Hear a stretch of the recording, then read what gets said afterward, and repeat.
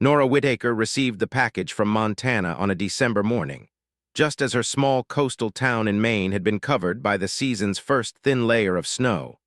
Fine as salt scattered over rooftops, low wooden fences, the steps of the library, and the fishing boats lying still in the harbor like great sleeping animals in the cold. The mailman did not knock for long. He simply set the brown paper-wrapped box in front of her door, tucked a thick envelope beneath it, and left, leaving wet footprints on the path and a silence Nora would remember for a long time afterward. Because some silences were not merely the absence of sound, but felt as if life itself had stepped back to make room for something irreversible. Her small house smelled of cold black tea, old paper, pine wood, and a faint trace of basil from the pot by the kitchen window, already beginning to wilt in the winter. On the table sat the wooden box where she kept the letters, its lid open, and inside were more than 100 envelopes tied into bundles with blue cloth ribbon, the kind she had once bought at a craft shop simply because its color reminded her of the sea after rain. Every letter carried Thomas Hale's handwriting, slanting slightly to the right, the blue-black ink sinking into the paper in a way that made the words look as though they had been thought about for a very long time before being written down. Nora had not opened that box in nearly 3 months. She had once placed it high on a shelf in her bedroom, behind a stack of rarely used sheets, as if keeping it far enough from her eyes would make whatever was inside agree to lie still with the past. But that morning,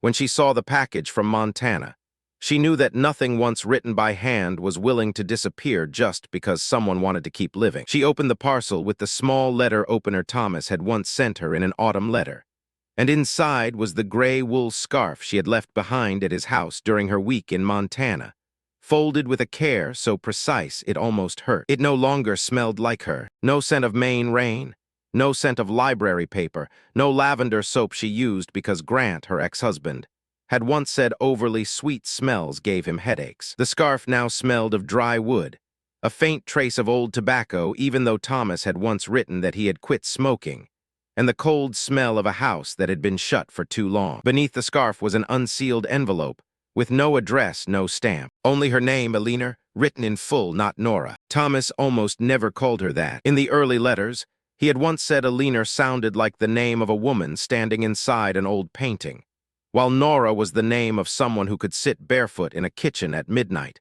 read a sentence, and cry without needing to explain. So when she saw the word Eleanor on the envelope, she understood that this letter had not come to return. It had come to place one last stone on the grave of something they had once been unwilling to call dead. Nora pulled out the paper. The letter was very short, cruelly short for a man who had once been able to write 8 pages, just to describe the light over a Montana field in late September. The first line read, "I was more honest with you on paper than I ever knew how to be in life."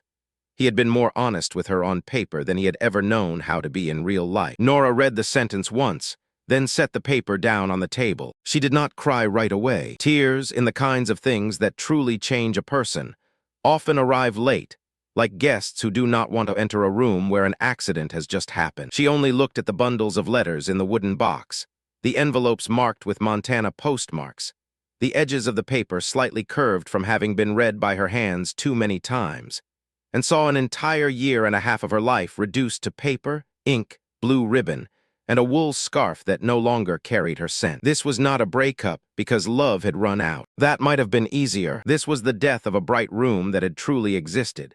Except the room had no foundation, no heating system, no space for bills, silence, declined credit cards, shame, cigarettes, an exhausted sister, and unanswered phone calls to enter. Nora placed the final letter into the box beside the first letter Thomas had ever sent, and the very act of laying the 2 ends of the story beside each other opened memory, not gently, not with music beneath it, but like an old book falling from a shelf, dust rising, forcing her to look back at the first page, where everything had begun, with a misdirected novel and a handwritten note in the margin. That spring, the Whitcomb Harbor Public Library smelled of polished wood, old paper, damp raincoats, and the cheap coffee from the small machine in the staff room. Nora opened the library at 8 every morning, even on days when rain blew sideways, on days when sea fog was so thick the church at the end of the street became nothing more than a gray shape, on days when melting snow made the steps slippery and Mr. Alden Price, the elderly reader who often sat at the table by the window, had to lean very slowly on his cane. She liked steady rituals. She liked the feeling of a key turning in a lock, the sound of the lights coming on row by row, the thought that the books which had lain silent in the dark the night before would now have hands touching their spines again. After her divorce from Grant, a bridge engineer so practical that every emotion in their home had once had to pass through him like through a cold checkpoint, Nora rebuilt her life through small, repeated things. Opening the library, watering the basil, writing dates in the checkout log, walking home along the street that smelled of sea salt and toasted bread from Maeve Collins's bakery, writing in her journal with her father's old fountain pen, not expecting anyone to understand too deeply, not telling too much, not allowing her inner life to become something other people had the right to call excessive. Grant had once told her she was too literary to live in the real world. On a Thursday evening when she had tried to explain that she was not upset because he had forgotten their wedding anniversary in the sense of needing flowers or a gift, but because he had sat across from her at dinner for 20 minutes and failed to notice that she had tried to cook his favorite meal, even though she had just come home from a day when the library basement had flooded. Grant set down his fork, looked at her as though she were an equation with unnecessary data, and said, "Nora, you always turn everything into a symbol." That sentence ended their marriage more slowly than a divorce paper, but more deeply. After that, she stopped explaining. A person could live a very long time with someone and no longer give them the truest part of herself. When they divorced, no one in town was especially surprised. Grant moved to Portland, leaving Nora the small house, a few bills split down the middle, and the quiet humiliation of feeling that she had failed not because of some great betrayal, but because day after day she had been told that the deepest part of her was not useful in real life. So when the old book was returned from Montana, Nora did not expect her life to open through an envelope. It was an old printing of a novel she had read in college, lost somewhere in the interlibrary exchange system, and after many years, suddenly returned with a note tucked inside. She was sorting returned books when she noticed, in the margin of page 147, her own handwriting, small and slanted, written in faded pencil. "Some sentences know us before we have language for ourselves. Some sentences know us before we have language for ourselves." Nora stared at that note for a long time. She remembered the 20-year-old girl who had written it in a cold dorm room, back when she still believed books could save people from all the roughness of life. Tucked inside the book was a letter addressed to the librarian whose handwriting stayed in the margins. The writer's name was Thomas Hale, from Livingston, Montana. He explained that the book had been mixed into a lot of old books he had bought from a store that was closing. He had recognized the Whitcomb Harbor Library stamp on the inside cover and wanted to return it. But he also wrote that he had read her note on page 147, and for days he could not stop thinking about it. He was not merely returning a book. He was answering her margin note. He wrote, "I have spent most of my life believing that language arrives too late, after the damage is done. Your note made me wonder if sometimes language has been waiting ahead of us, patient, while we stumble toward it." Nora should have sent only a polite thank you letter. She wrote the first draft that way, with proper wording thanking Mr. Hale on behalf of the library for returning public property. That afternoon, rain slid down the library windows. Mr. Alden Price sat at his usual table writing a letter to his late wife. Maeve brought over a still-warm cinnamon loaf and teased that Nora needed to eat something that was not canned soup. And inside Nora's head, the phrase, "language has been waiting ahead of us," kept repeating. In the end, she took out her own stationery, not the library letterhead, and wrote more. She told him the note had been hers many years ago, that she had forgotten she had ever written it, that sometimes meeting your own handwriting again in an old book felt like encountering a version of yourself that had survived without your knowing. The letter was not overly intimate, but it was no longer merely professional. She signed it Nora Whitaker, then looked at the name Nora for a while, crossed it out, and wrote beneath it, "Nora." 3 weeks later, Thomas's second letter arrived, 8 pages long, handwritten in blue-black ink. Nora opened it in her kitchen, beside the basil plant, and read until her tea went cold. He wrote about books, about Montana winters, about the old house that had belonged to his parents, about how some people tell the truth best when they do not have to look anyone in the eye. That sentence made her pause. It was beautiful, too beautiful, and like so many beautiful things in Nora's life, she did not immediately recognize that it was also a warning. Their first letters seemed harmless because they began with books. Their words moved through old novels, underlined passages, characters they loved and hated, endings they could not forgive. Nora wrote at her kitchen table after the library closed, sometimes still wearing her cardigan, her hair tied low. Outside the window, the empty street glowing with yellow light and the distant sound of the sea. Thomas wrote from the old wooden house that had belonged to his parents, beside a window overlooking a dry field, where wind bent the grass low and made the old fence creak at night. Nora imagined him as he appeared in his letters, a man who sat still for a long time before writing, who knew how to place his hand on a page as if placing it over his own chest to check what was still beating. Each letter took days to arrive. That waiting itself became part of the love before she dared to name it. The age of quick messages made people say too many things before they had become true. Handwritten letters were different. Letters made people wait. They made a person sit with herself long enough to know whether a sentence was worth sending. They wrote about childhood. Nora told him about her father, who had once captained a fishing boat before lung disease forced him ashore, and about her mother, who died when Nora was only 24, leaving behind the small house, a few tablecloths, and the habit of brewing tea too strong. Thomas wrote about his mother, a woman who grew chrysanthemums in old tomato cans, and his father, a quiet man who could fix everything except the distance between his children. He mentioned his younger brother Caleb very little. "I failed him in ways I still don't know how to name," he wrote. He had failed Caleb in ways he still did not know how to name. Nora read that sentence and felt a solemn ache inside her. She did not ask more. She had once lived with a man like Grant, a man who believed only in things presented clearly.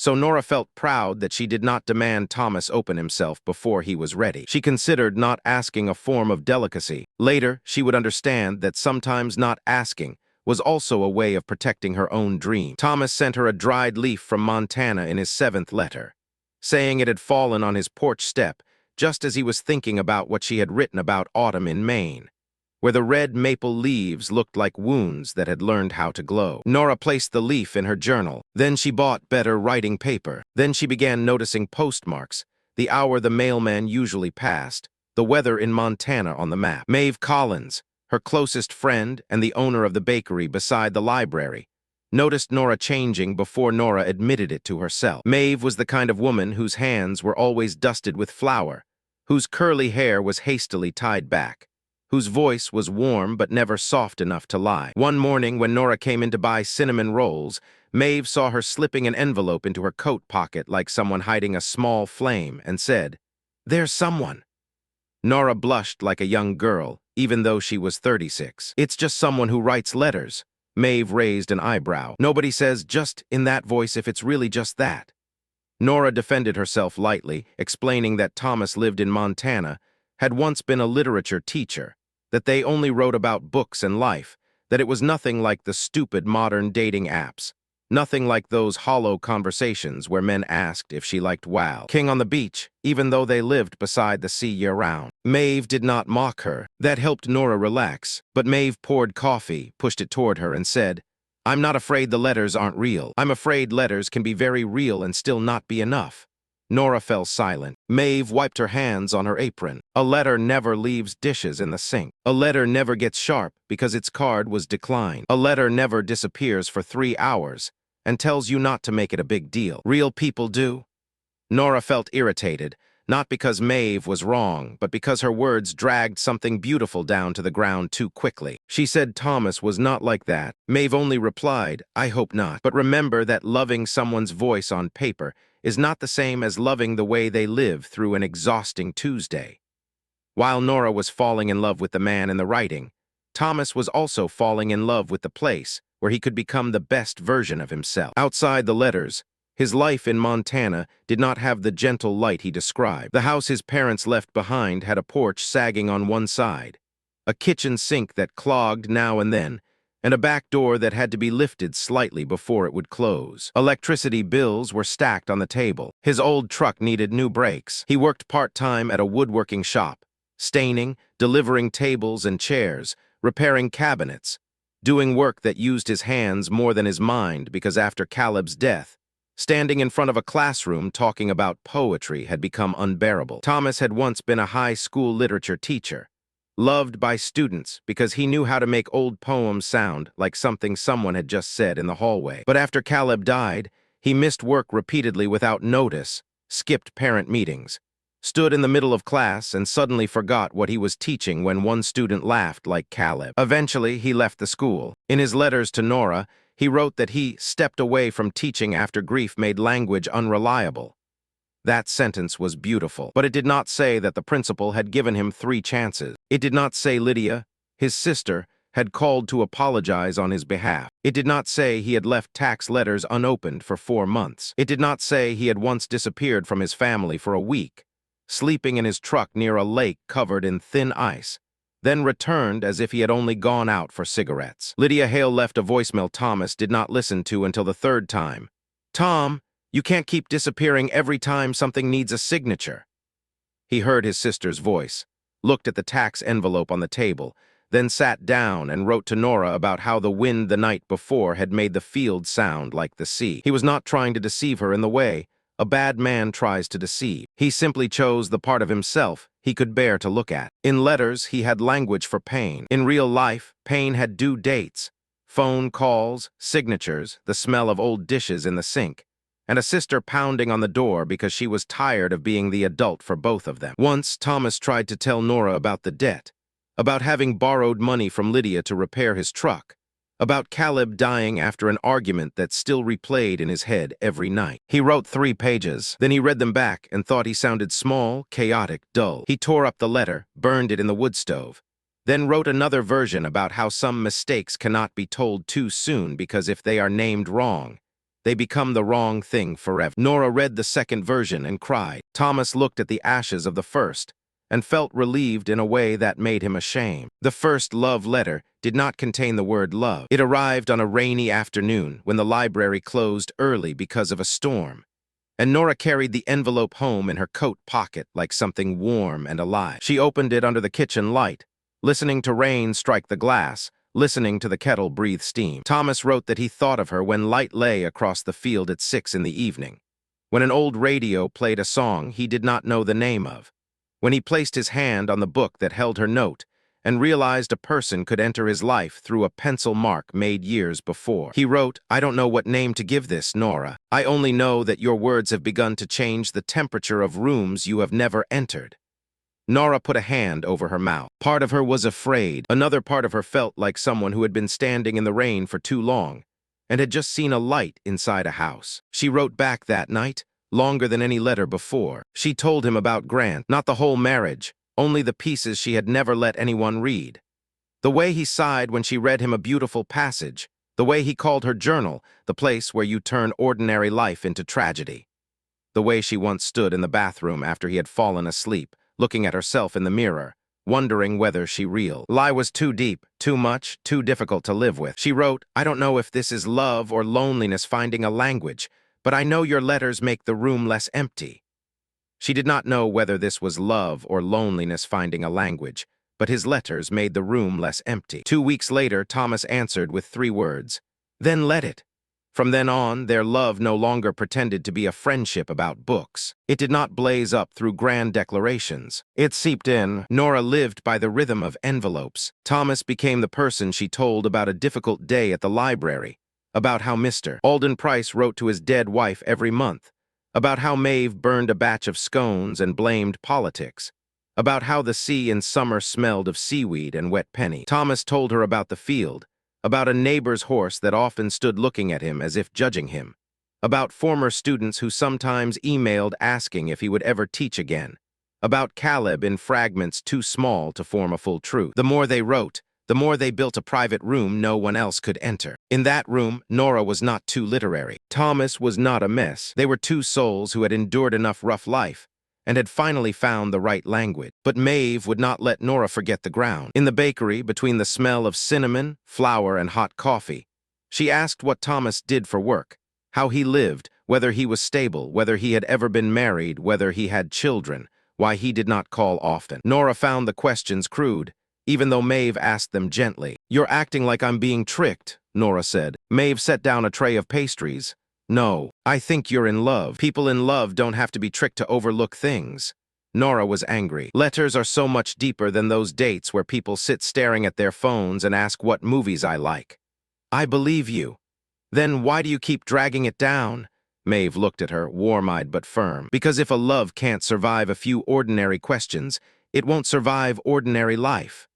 Nora left before finishing her coffee. But that night, sitting down to write, she stared at the blank page longer than usual. She wanted to ask Thomas to call. Just one call, just to hear his voice without the 2-week waiting period and the blue-black ink. She wrote the sentence 3 times before finally sending it. The first phone call happened on a late summer evening. Nora sat by her window, the phone on the table, her tea gone cold. Her hands chilly though the air was warm. Thomas called 11 minutes late. "Sorry," he said immediately. His voice low, slightly rough, more real than she had imagined and also more awkward. The wind jammed the back door. I was fighting a door latch like a man in a bad novel. Nora laughed, and some of the tension dissolved. At first, everything was gentle. His voice had pauses she had once found beautiful in his letter. Over the phone, those pauses made her lose her footing a little. But she told herself everyone was different when speaking. They talked about their days, about the library, about Montana, about how her voice made Thomas think of a room with white curtains. The sentence should have been funny, but it warmed her. Then she asked about work. He answered vaguely, saying he was doing a few things with his hands, that he did not know whether he would return to teaching. That life was in a transition. When she asked about Caleb, the silence on the other end lasted so long she thought the signal had dropped. "Thomas, I'm not ready to tell that story with my voice," he finally said. "On paper, then?" she asked very softly. "On paper, I can keep my hands from shaking." That sentence softened her immediately. She changed the subject. After the call, Thomas sent a beautiful apology letter, saying there were wounds that, if spoken aloud, became rooms that could no longer be locked. Nora forgave him before she had finished the second page. When she told Maeve, Maeve only asked, "Are you forgiving him, or are you forgiving the version of him you want to keep?" Nora did not answer. She began to resent her friend for refusing to let beauty remain untouched. Nearly a year after the first letter, they decided to meet in Boston, a neutral city, not Nora's Maine, not Thomas's Montana. They would book separate hotel rooms, meet at South Station, go to old bookstores, museums, dinner at a small restaurant he had found in an article online. Once the decision had been written down, both of them became excited and afraid. Nora bought a deep blue dress, not too formal but enough to make her feel seen. She wrote a list of things she wanted to ask Thomas in real life: work, family, Caleb, money, the future, why he rarely called. Then she looked at the list and felt like someone preparing to interview a dream. She tore it up. Thomas said he had handled the travel.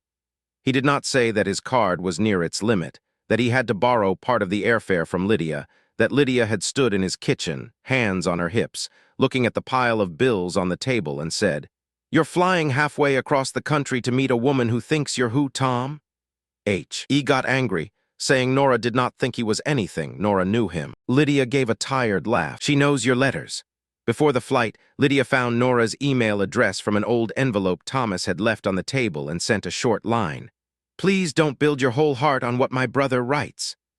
Nora read the email in her small office at the library, the door partly closed, the sound of children laughing in the children's section drifting in. Her face grew hot, as if she had been insulted by a stranger. She did not reply. She did not tell Thomas either. She told herself Lydia was exhausted, protective of her brother, perhaps jealous that Thomas had someone who understood him in a way his sister no longer had the strength to. That was what Nora wanted to believe. People often call their own defensiveness generosity, when the truth has not yet knocked hard enough. Their first meeting at South Station was not like a movie, and for that very reason, at first, it seemed to save them. Nora stood among people pulling suitcases, her coat damp from the rain, holding a canvas bag with a book she wanted to give him. She recognized Thomas not through a beam of light or the swell of music, but by the slightly stooped posture of a man tired from a long trip, an old suitcase, a coat frayed at the cuffs, brown hair with a few gray strands, and eyes scanning the station as though he were arriving late to his own life. He was a little shorter than she had imagined, thinner than in the photograph, more tired than the letters. She was shaking so much, she almost dropped the book. He saw her, stopped, and said, "Nora," only her name. No beautiful sentence, no grand image, but the way he said it softened everything. They hugged awkwardly, not the perfect embrace of two people who had always belonged to each other, but two real bodies trying to catch up with a year of words. Nora felt the bones of his shoulder beneath his coat, The smell of rain, very faint tobacco, wood, and something like old paper. She thought, this is the real person. And for the first few hours, that real person did not destroy the beautiful thing. They ate hot soup, laughed when he spilled salt, stopped at an old bookstore where Thomas found a poetry collection with a stranger's annotations, and said old books were how the dead continued arguing. Nora laughed for real. He looked at her in the golden light of the bookstore and said, "You laugh differently than you do in letters. In letters, I don't know what my laugh sounds like." "I know," he replied. "I imagined it wrong, but wrong in a better way." But real life did not wait long. At the hotel, when the receptionist asked for a credit card to hold the room, Thomas handed over his card with a naturalness that was too quick. The machine declined it. The receptionist was so polite it made Nora ache for him. Thomas gave a short laugh and said it must be the bank. He handed over a second card. Declined again. The air in the hotel lobby with its cold yellow lights, the sound of rolling suitcases, the small printer spitting out receipts thickened around them. Nora took out her card before he could say more. "Let me," she said quietly. "No," Thomas replied, his voice tight. "It's just the system." The receptionist looked away. Nora handed over her card. The transaction went through. They rode the elevator in silence. Thomas watched the floor numbers climb, his face flushed with shame. Nora wanted to touch his hand, but did not know whether touch would make him feel pity. Once inside the room, he set his suitcase down a little too hard. "I'll transfer the money back," he said. "I'm not worried about that." "I am, Thomas, I just didn't want us standing in the lobby anymore. I said I'll transfer it." His voice was sharper than anything in his letters had ever been. Nora stopped. He noticed and immediately softened. "I'm sorry. I'm tired. The flight was awful," she nodded. And because she was afraid of becoming Grant, afraid of becoming critical, afraid that money would stain what they had, she let it pass. That night, instead of talking, Thomas sat at the small hotel desk and wrote in his notebook. Nora lay on the bed, watching his back beneath the yellow light, and felt a strange coldness. As soon as real life became hard, he returned to paper. She told herself that was how he coped. She had written in journals to survive too. But beneath that thought was another, smaller one. If he only knows how to stay with paper, then what happens to me? The 3 days in Boston did not break all at once. They cracked. The next morning, Thomas was gentle, brought coffee back to the room, apologized for the card with a sentence that was not entirely true. "I have a few banking issues. I didn't want to pull you into them." Nora did not press. They went to a museum, where he stood for a long time before a painting of a stormy sea and spoke about how gray could become a form of confession. Nora loved him in that moment. Then 10 minutes later, he disappeared. No text, no warning. She searched for him through 3 galleries, called twice without an answer, her heart pounding in a way she hated because it reminded her of nights when Grant came home late without telling her, not because he was cheating, but because he did not think it was necessary. Finally, she found Thomas sitting in an emergency stairwell, pale, his hands trembling. "Too many people," he said. "I needed quiet. You could have told me." "I know, but you didn't." He looked at her, exhausted and ashamed. "In letters, I always know the next sentence." That hurt because it was true. In real life, the next sentence did not wait for a revised draft. They were out of rhythm in small ways. Nora needed to know where they were going tomorrow, what time they would eat when he needed rest. Thomas hated schedules, saying he wanted to just be here. Nora wanted to talk about the future if things between them continued. Thomas said the future was how people ruined the present. In the mornings, he was tender, touching the nape of her neck while she read the menu, looking at her as he had in his letters. By afternoon, he closed down when she asked whether Montana was where he wanted to live long-term. He smoked outside the hotel, even though he had once written that he had quit. When Maeve called and asked very simply, "Do you feel peaceful?" Nora stood near the hotel window, watching Thomas on the street below, his shoulders hunched, the cigarette glowing in the rain. She could not answer. Maeve was silent for a moment, then said, "You don't have to tell me now." That made Nora want to cry even more than if Maeve had scolded her. Lydia's email arrived on the 3rd day, when Thomas said he needed a walk to clear his head and left Nora alone in a cafe near the hotel. Outside, thin rain fell, cars splashed water over the curb, and inside the cafe smelled of espresso and wet coats. Lydia wrote longer this time. She apologized for interfering, but said Nora deserved to know Thomas was in debt, had left teaching not only because of grief but because of repeated absences, and had a pattern of disappearing from family whenever anything required a decision, paperwork, a signature, or responsibility. Lydia wrote, "He is not cruel. That is what makes it harder. He can turn pain into language so beautiful you forget pain also has consequences." Nora read the email 3 times, her hands cold around her coffee cup. She felt betrayed, not only by Thomas, by the beauty of them. What he had written had not exactly been false. He had written about failure, guilt, loss, but he had written them as wounds of the soul, not as real-life problems with bills, banks, an exhausted sister, and a declined card in a hotel lobby. He had chosen the light. Thomas came back and knew at once, maybe because Nora did not hide her phone quickly enough. Maybe because of her face. "Lydia," he said, not as a question. Nora set the phone down. "Is she wrong?" He sat across from her, looking out the window. "She told you the part she sees." "And what part do I see?" "You see me. I see your letters." The sentence left her before she could soften it. Thomas looked as if she had struck him. "So that's it?" "No. I'm asking why you didn't tell me." "I meant to." "When? When I knew how." "Thomas, the card, the debt, leaving teaching, disappearing from your family, those aren't metaphors. That's your life," he stood. "I didn't want to turn the letters into a criminal record. But you let me fall in love with a room that had been cleaned before I walked in." His face changed. "You think I lied to you? I think you chose the light." They returned to the hotel in the rain and fought in the small room with sheets too white, a sickly yellow bedside lamp, and a half-open suitcase. Thomas said he did not want to dirty what they had. Nora asked what they had was, if truth made it dirty. He said that with her, through letters, he was allowed to be the best part of himself. She replied, "Then did I love you, or did I love the place you escaped to?" He fell silent, then said she was listening to Lydia more than to him. Nora nearly laughed from the pain. "I listened to you more than anyone for a year. That's why I'm here." Thomas left the room in the rain without taking his coat. She did not follow him right away. That made her feel cruel, but her legs would not move. That night, Nora reread a few of the old letters. Sentences that had once moved her changed meaning under the hotel light. "I am better in silence.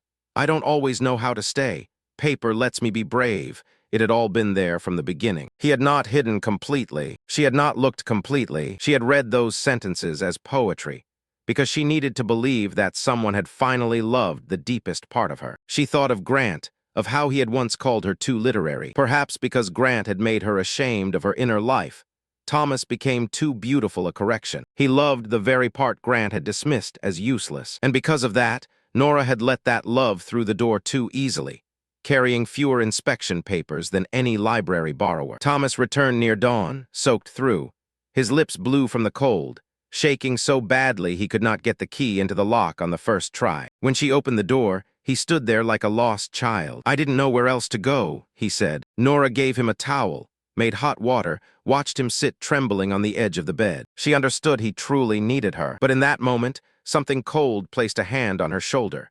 Being needed is not the same as being loved well. After Boston, they should have ended it. But love rarely dies from the first blow. It asks for more evidence, more time. One more chance to prove that the wound is not its true shape. Nora decided to go to Montana for 1 week. Maeve was not happy, but she did not stop her. "Are you going to understand, or are you going to rescue?" Maeve asked. Nora answered too quickly, "To understand." Maeve looked at her and said nothing more. Montana greeted Nora with a sky so wide it frightened her. Dry fields, hard wind, and Thomas's old house at the end of a dirt road like a story no one had revived. At first, Thomas tried to make everything beautiful. He cleaned the guest room, put wildflowers in a glass jar, cooked stew, took her into the field at sunset, read her a few lines of poetry on the porch. There were moments when Nora saw the man from the letters again. Not false, not performing, only covered in the dust of living. But real life kept pushing in relentlessly. A creditor called while they were eating dinner. Thomas silenced the phone and said he would call back. He did not. The truck refused to start when they planned to go to the grocery store, and he snapped at the key, then fell silent for an hour. Lydia came by, saw Nora washing dishes in a sink full of old plates, and her face closed with familiar exhaustion. "You're letting a guest do this?" Lydia said to Thomas. "Don't start," he replied. "I'm not starting. I've been in this for 10 years. Nora stood in the middle of the kitchen, hands wet, wanting to disappear from another family's conversation, but it was too late. Thomas missed an appointment to sign papers related to the house. Lydia was so angry her voice trembled. Thomas said he had not slept the night before. Lydia replied, "Not sleeping doesn't make paperwork disappear, Tom." Nora began to feel less like a lover than a crisis manager. She reminded him to call the woodworking shop, reminded him to eat, reminded him to open the mail, reminded him to talk to Lydia instead of avoiding her. Each time she did, she hated herself a little because she heard Grant's voice in her head, saying reality always wins over poetry in the end. But she also hated Thomas a little, then felt guilty for hating someone who was in pain. Lydia said privately to Nora on the porch, "He doesn't need another muse. He needs a doctor, an accountant, and someone brave enough not to believe his sentences." Nora did not answer. The wind blew her hair across her face. Inside, Thomas was standing in Caleb's room. Caleb's room was where the final truth revealed itself. Not like a dramatic twist, but like the last bandage coming off a wound. There was dust on the old guitar, a jacket hanging behind the door, a few photographs of the two brothers on the wall. Caleb was 4 years younger than Thomas, with a wide smile and bright eyes, the kind of person who always looked in photographs as if he were about to run out of the frame. Thomas stood in the middle of the room, his hand on the back of a chair, and told the story. Before the accident, the brothers had argued. Thomas had been offered a teaching job at a better school far from town. Caleb called him a runner, said Thomas always thought he was deeper than everyone else just because he read books. Thomas said things he could not fully remember, but he remembered the feeling of wanting to win. Caleb left in anger, drove too fast on a road covered in thin ice, and died before Thomas could call him back. From then on, Thomas punished himself by staying stuck. He did not leave Montana. He did not return to being a man with a future. But in the letters with Nora, he could leave without really leaving. He could live in a room with no icy road, no Caleb, no Lydia knocking, no papers to sign. Nora listened, tears running down her face without being wiped away. She felt deep compassion for him, so deep she nearly forgot herself. Thomas looked at her, his voice breaking. "Stay. Maybe if you stay, I'll know how to stay too. Stay. Maybe if you stay, he would learn how to stay too." That was the sentence she had once wanted to hear in another version. "You are the reason I want to live. You are where I come back to. You make me believe I can become better." But on that Montana porch at night, with dry wind, cold earth, and yellow light spilling from the door onto Thomas's face, the sentence was no longer a love confession. It was a weight. Nora spoke very slowly, because if she spoke quickly, she would cry too hard to form the words. "I want to be the woman you love, Thomas, not the bridge you use to cross your grief." He looked at her, genuinely confused. "What's the difference?" That question hurt Nora's heart in an almost silent way, because he did not understand, not because he did not want to. He simply did not yet understand. "There is one," she said. "One is love. The other is me disappearing into the task of saving you."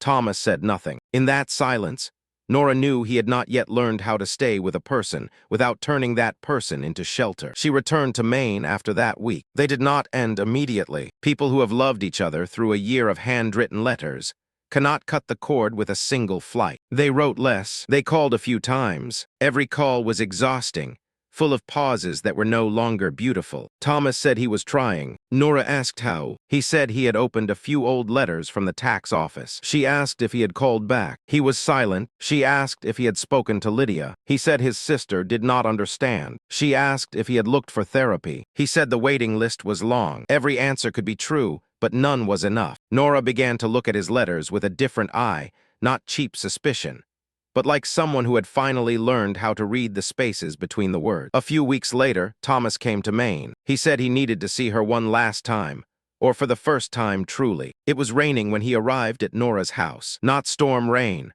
only the thin, persistent rain of the coast, softening everything without making it clean. Nora had placed the wooden box on the kitchen table. When Thomas walked in, he saw it and stopped. She made tea, not because she wanted to create a warm scene, but because her hands needed something to do. Then she opened the box. One bundle of letters after another was placed on the table, the blue cloth ribbon untied. The envelopes spread into a field of paper between them. This had once been their house. This had once been the place where they met most deeply. Thomas touched one letter, as if touching the face of someone dead. "What are you doing?" he asked. Nora sat across from him. "I want us to look at what was real.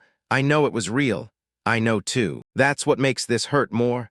She did not accuse him of not loving her. She said the love had been real, but real in an environment that had not been harsh enough. On paper, he stayed. In life, he disappeared in museums. In the rain, from calls that needed answering. On paper, he was honest. In life, he chose the light.